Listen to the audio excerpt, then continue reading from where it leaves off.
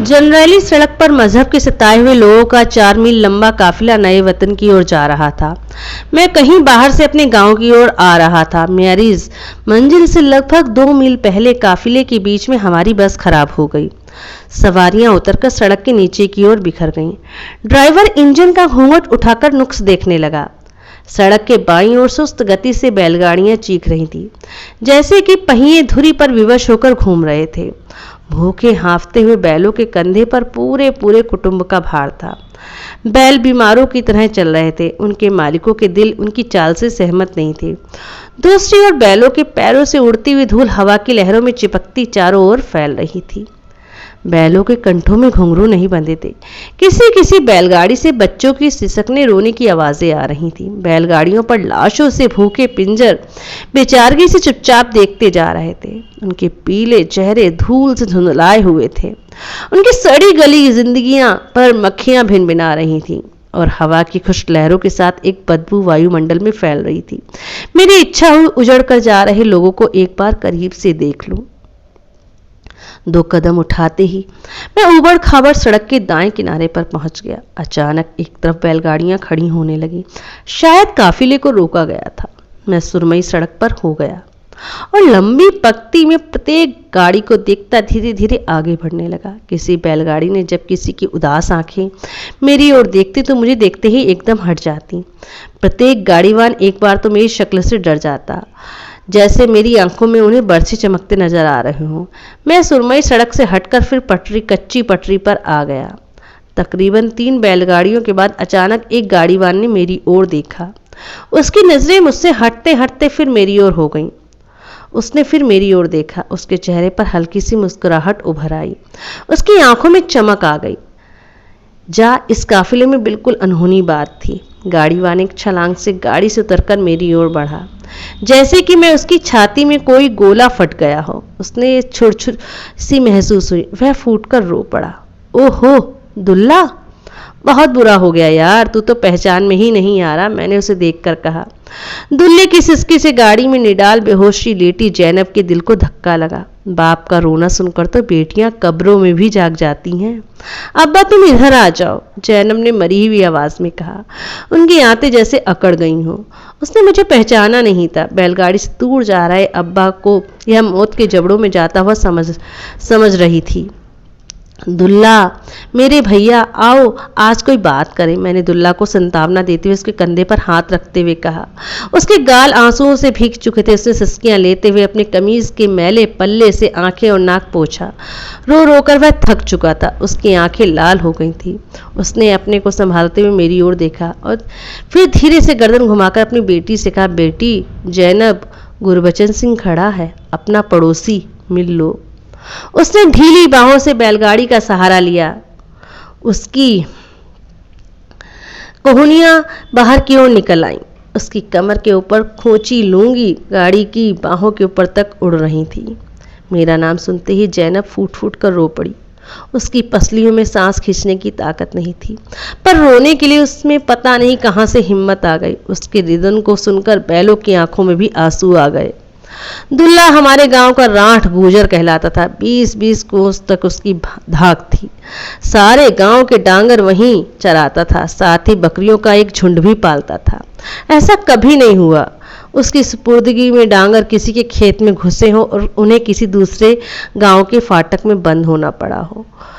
उनके साथ काम करना पड़ता था। हमारे मकान के पीछे पशुओं के बाड़े के साथ उनकी बकरियों का बाड़ा था। मेरे पिताजी बताया करते थे कि दुल्ले के ताऊ सुलेमान ने एक बार हमें विश्वास दिलाया था, सावन सिंह, तुम्हारा माल हमारा माल कोई फर्क तो नहीं, तुम आराम से घर पर सोया करो, तुम्हारे डांगरों की देखभाल करके हम थक नहीं जाएंगे। तभी से हमने कभी भी अपने पशुओं के पास चारपाई नहीं बिछाई। जैनब मेरी बहनों की पक्की सहेली थी। वे सब मिलकर सूत काटने बैठती तो सुबह तक लगी रहती। इकट्ठे मिल औरतों ने गाना झूले झूलने व एक साथ उठती बैठती और सोचती विचारती। मिलकर वे सुंदर फुलकारी काटती। हमारी अजब रंगों वाली दारियां उनकी सांझी आकांक्षाओं के रंगीन उदाहरण है। जैनब का दाज मेरी बहनों ने मिलकर बनाया था और अब जैनब मेरी बहनों के साथ मिलकर उनका दाज तैयार करवा रही थी। जैनब मुझे सगी बहन सी लगती थी।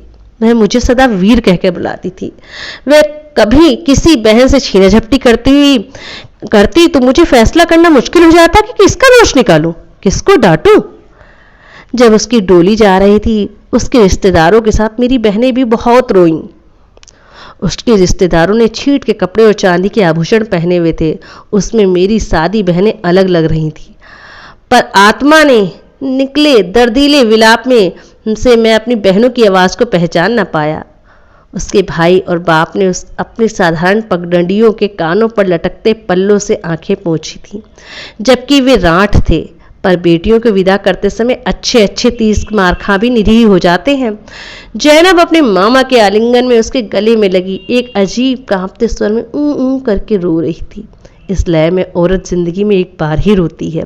उसके रोने की थिरकती लय से मेरा दिल डूबता जा रहा था, जैसे नदी की लहरों पर बार बार किनारे से टकराने से किनारा घुल जाता है। 2 आंसू मेरी पलकों से निकलकर धरती पर गोल बूंदों के रूप में गिर गए। वही जैनब अब मुझे पराया समझ रही थी, जैसे उसके दिल से विश्वास उठ गया था, उसके मन में संदेह था। वीर वीर कहती हुई बहुत सी औरतें मारी गईं। मेरे हृदय में मेरी छुरियां चल रही थी। बहन को आज भाई पर विश्वास नहीं रहा। उसी जैनब का हृदय आज मेरी परछाई से भी कांपता था। वही विवाहिता जब वापस लौटी तो मुझे इस तरह आलिंगन में लेकर मिली थी जैसे अपने भाई जमाले को। अच्छा गुरबचन सिंह, आखिरी समय तुम मिल गए, दुल्ला ने गले में रुके गुबार का घूंट भरते हुए कहा। समय का फेर है दुल्ला, कुछ हवा ही पूरी चल रही है, अच्छे भले आदमी पशु बन गए हैं। बचन सिंह, अल्लाह जानता है हमने कभी किसी का कुछ नहीं बिगाड़ा, हम तो निर्दोष हैं। दुल्ला की नीचे की ओर लटक रही मूछें कांप गईं और उसकी दाढ़ी के बाल ब्रश की तरह अकड़े रहे, जिसमें धूल का मैलापन झांक रहा था। सच, नूर, जीना, कैमी, गौहर और छोटी मुनिया फाता नजर नहीं आई। सभी को अपनी अपनी जान बचाने की पड़ गई थी। भगदड़ में बच्चों को कौन संभालता? पीरू डूम के बेटे ने नज़ीर ने आकर बताया कि गोरे के खेतों में उन्हें मार दिया गया, जहां वे टिकरियों में खेला करते थे। दुल्ला की आते जैसे चुपचाप रो ही थी। उसके बंद होंठों और ठोड़ी पर गम काँप गया। मैं, जैनब और गांव का छोटा बच्चा 3 दिन ईंख में छिपे रहे। उसके बाद रात में जब कुछ हो हल्ला शांत हुआ, तब मैं गांव में जाकर हम रोजी में जा छुपे, तभी कहीं जाकर जान बची। खैर अच्छा दुल्ला, तेरी कजान तो बच गई, सब कुछ फिर से ठीक हो जाएगा। अच्छा शुक्र है उस परमात्मा का। दुल्ले ने आसमान की ओर अदब से संकेत करते हुए कहा। दूर ऊंचाई पर कौवों की एक पंक्ति उड़ती हुई गांव की ओर जा रही थी। दुल्ले की आंखों में इच्छा और लालच चमक उठी। यदि मैं कहीं कौवा बन जाऊं तो जाती बार अपने गांव की मुंडेर पर खूब उड़ूं, मेरी जान को कोई खतरा नहीं होगा। मेरा कौन सा मजहब होगा? पंक्ति दूर निकल गई, जैसे कि कौवे मच्छर बन गए। दूल्हे ने कौवे को दूरी जितना लंबा सांस लिया। मेरी बेटी, तू कोई भी बात कर ले, भैया खड़ा है। दुल्हे ने बेटी पर दया और लाड़ करते हुए कहा। जैनब का रुदन अब टूटी हुई सिसकियों में बदल गया। वह रो रो कर निढाल हो गई। उसकी फटी हुई चुनरी आंखों के पानी में डूबकर लाल लाल मछलियों सी लग रही थी। उसकी मुंह से आवाज़ निकली, भैया तुम मुझे अब भी रख लो, हम तुम्हारे धर्म के आ जाते हैं।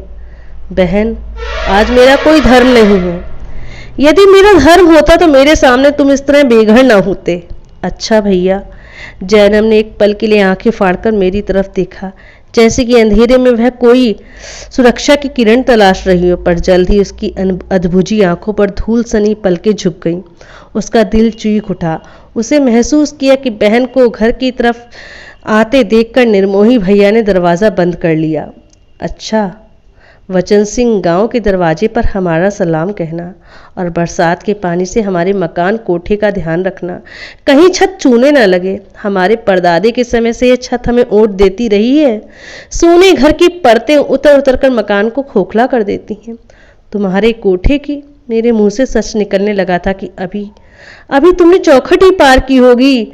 तुम्हारे जाते ही उसमें आग की लपटें जल उठीं।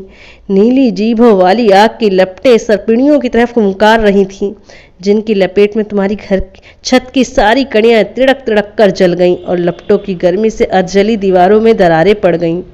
पर सच कभी बरछे सा छुपता है तो बहुत दुख देता है, और हम दुखते हुए दिल को और दुखी मैं क्यों करूं? मैं उसे सच बताते बताते रुक गया और धीरे से कहा, तुम बेफिक्र रहो दुल्ला, तुम्हारे घर का मैं ध्यान रखूंगा। हम सड़क की कच्ची पटरी से उतरकर कुछ नीचे की ओर आ गए। रक्षक सिपाहियों की एक बस आधी कच्ची और आधी पक्की सड़क पर चलती लुढ़कती जा रही थी। धूं धूं कर लुढ़कती हुई बस हमारे पास से गुजर गई। धूल का एक भूरा बादल धरती से उतरकर वायुमंडल में बिखरने लगा। दूर तक इस बादल में संगीनों की तेज जीभें चमकती जा रही थी। बादल थककर विरला हो गया। धूल की खुशकी धीरे धीरे काफिले पर गिरती हुई चली गई। अच्छा गुरबचन, अल्लाह ने चाहा तो फिर कभी मिलेंगे, जिंदा या जरूर मिलेंगे दुल्ला, तुम चिंता मत करो। मिले बिना अपना काम नहीं चलेगा, आखिर हमें एक होना ही पड़ेगा। पर मुझे तो आशा नहीं। तू तो बावला है, नाखूनों से कभी मांस अलग नहीं होता। यह तो सब अंग्रेजों की चाल है, हमें भड़काकर भुतहा बना दिया। भाई ने भाई का पेट फाड़ कर चिथड़े कर दिए। चलो भी ससुरे कैसे मेढकों से उछल कर अलग हो जाते हैं। काफिले के साथ पैदल गश्त कर रहे फौजियों ने, जिनके कंधे पर सफ़ेद जीभों वाली बंदूकें थी, सड़क के किनारे बैठकर घास उखाड़ रहे लोगों से कहा, जो काफिला रुक जाने पर बैलों के पेट भरने के लिए घास उखाड़ने लग जाते थे। धीरे धीरे काफिला सरकने लगा। बैलों की फिसलने वाली स्लेट सड़क पर पिछले खुरों को अड़ाकर के पहियों की धरती में धंसे जा रही थी। निर्दयी गाड़ी वालों ने बैलों की पूंछों को मरोड़ा और उनकी जांघों के बीच में अपने डंडे को चुभोया। पहिए विवश होकर बुरी तरह घूमने लगे। गाड़ियों की पसलियों की निकली चीख पहिए से निकली चीखों के साथ मिलकर काफिले को समूची चीख बनने लगी। दुल्हा एक छलांग में बैलगाड़ी की गर्दन पर जा बैठा। बैल की सफेद पूंछों से उसके कुंडल बना दिए। उसने अपनी लटक रही टांगों के अंगूठे बैलों की जांघों के बीच लगाए। उसकी बैलगाड़ी के पहियों में एक मार्मिक चीख निकली, जो महान चीख मिलकर एक एकाकार हो गई। मेरी जेब में 3 रुपए 7 आने थे। 1.25 रुपए मैंने किराया देना था। मैंने चलते चलते 2 का नोट जैनब की हथेली पर रख दिया और उसकी पतली और सूखी उंगलियों को बंद करने लगा। वीर, तुम रहने दो, कष्ट मत करो। रख लो मेरी बहन, कष्ट कैसा, मैं तेरा भाई नहीं। मेरा गला रुध गया, मैं खुलकर बोल ना सका। मेरी आंखों में कुछ ऐसा था जैसे मैं धुंधले शीशों में देख रहा हूं। अच्छा भैया, मिंदो को मेरा प्रीतों को सलाम कहना। जैनब ने मेरी बहनों को संदेश दिया, और उन आंगनों को भी सलाम कहना जहां मेरा दिल बार बार जाता है। उसने पिछवाड़े बाड़े वाले बाग में आम की जड़ों को कभी कभी मेरी पानी देने देना। उसकी पौध से मैंने बड़े चाव से मैंने उसको खुद लगाया है। उसके चमकते हुए बैंगनी पत्ते कहीं सूखकर झड़ ना जाएं। जैनब कहती गई, जैसे कि रोगी अंतिम समय में बुड़बुड़ाता है। शाम को थका सूरज पश्चिम में छुप गया और एक एक करके बैलगाड़ियों की लंबी पंक्ति मेरे पास से सरकती खत्म हो गई। ये कहानी संतोख सिर धीर द्वारा पंजाबी में लिखी गई थी, जिसका कि हिंदी अनुवाद गुरचरण सिंह ने किया है। ये उनकी आंखों देखी घटना है। यह कहानी एक सत्य घटना पर आधारित है, जो कि देश के विभाजन के समय घटी। विभाजन में उन लोगों ने अपनी जड़ों को खोया। इस विषय पर आपके क्या विचार है? आप कमेंट के माध्यम से जरूर दें। और भी सत्य घटनाओं से जुड़ी ऐसी कहानियों को सुनने के लिए आप हमारे चैनल को जरूर सब्सक्राइब और शेयर करें। अपना कीमती वक्त देने के लिए आपका बहुत बहुत शुक्रिया।